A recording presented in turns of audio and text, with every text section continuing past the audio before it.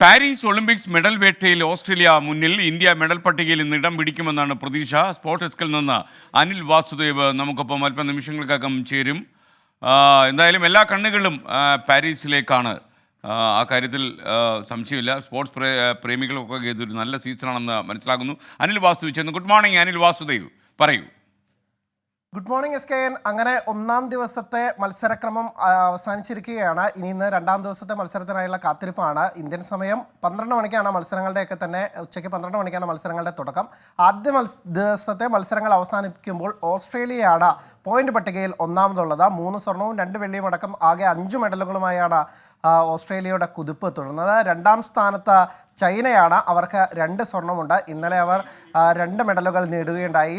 ഷൂട്ടിങ്ങിലൂടെയായിരുന്നു medal വന്നത്. അങ്ങനെ ചൈനയും മെഡൽ വേട്ടയ്ക്ക് കുതിപ്പുണ്ട്.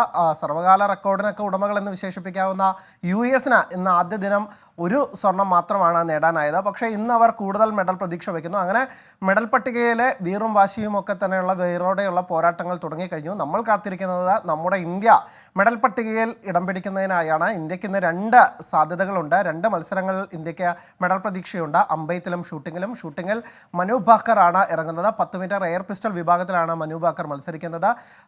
ചരിത്രത്തിൽ ആദ്യമായി ഷൂട്ടിങ്ങിൽ ഒരു ഇന്ത്യൻ വനിതാ താരത്തിന് മെഡൽ ലഭിക്കുമോ എന്നറിയാനുള്ള ആകാംക്ഷയിലാണ് നമ്മളുള്ളത്. യോഗ്യതാ റൗണ്ടിൽ മിന്നും പ്രകടനമായിരുന്നു മനു ഭാക്കറിൻ്റേത് ഉണ്ടായിരുന്നത്. 3-ാം സ്ഥാനത്താണ് യോഗ്യതാ റൗണ്ടിൽ എത്തിയത്. അതും 1ഉം 2ഉം സ്ഥാനക്കാരേക്കാൾ 2 പോയിന്റ് മാത്രമാണ് കുറവുള്ളത്.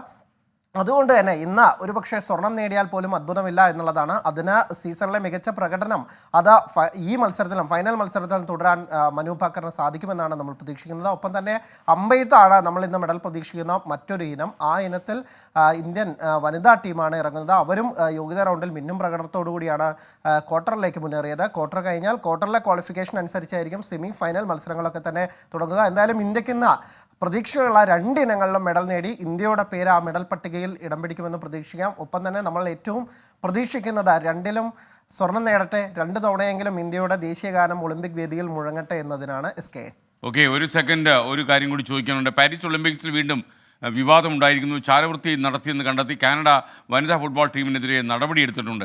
എതിർ ടീമിൻ്റെ പരിശീലന സെഷൻ ഡ്രോൺ ക്യാമറ വെച്ച് നിരീക്ഷിച്ചുവെന്നാണ് ഇപ്പോൾ കണ്ടെത്തിയിരിക്കുന്നത്. ഇതിനെക്കുറിച്ച് അനിൽ വാസു നമുക്ക് എന്തെങ്കിലും കൂടുതൽ വിവരങ്ങൾ ലഭിച്ചിട്ടുണ്ടോ?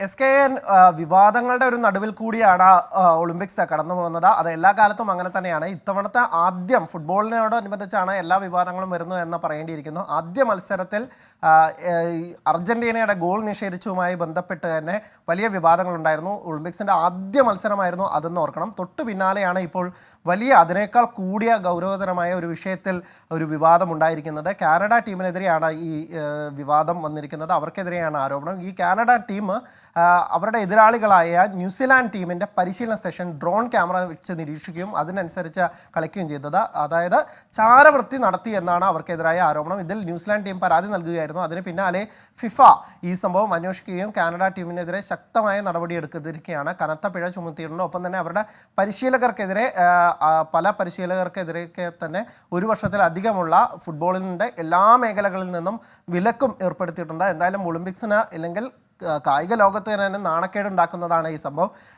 ആളുകളെ ഒരുമിപ്പിക്കുന്നതിന് വേണ്ടിയാണ് ഈ ഒളിമ്പിക്സ് ഡിസൈൻ ചെയ്തത് തന്നെ. അതിൽ തന്നെ ഇത്തരം കള്ളവും ചതിയും അല്ലെങ്കിൽ ഇത്തരം വഞ്ചനകളൊന്നും തന്നെ പാടില്ല എന്നുള്ളതാണ്. പക്ഷേ കാനഡിയൻ ടീം ആ തത്വങ്ങളൊക്കെ തന്നെ മറക്കുന്നു. അവർ കോമ്പറ്റീഷന് പ്രാധാന്യം കൊടുക്കണം, പക്ഷേ ഇങ്ങനെ കളിച്ചുകൊണ്ടാവരുത് എന്നേ പറയാനുള്ളൂ. എന്തായാലും കാനഡ ടീമിനെതിരെ കനത്ത നടപടി വന്നിരിക്കുന്നു. അവരുടെ 6 പോയിന്റ് ഡിഡക്റ്റും ചെയ്തിട്ടുണ്ട്. എന്തായാലും അവർക്ക് ഇനി മുന്നോട്ട് പോകാനുള്ള സാധ്യതകളൊക്കെ ഇതോടുകൂടി അവസാനിച്ചിരിക്കുന്നു. കാനഡ ടീമിനെതിരെ കൂടുതൽ നടപടി വരുമോ എന്നറിയാനാണ് നമ്മൾ ഇനി കാത്തിരിക്കുന്നത്. Okay, thank you Anil Vasudev.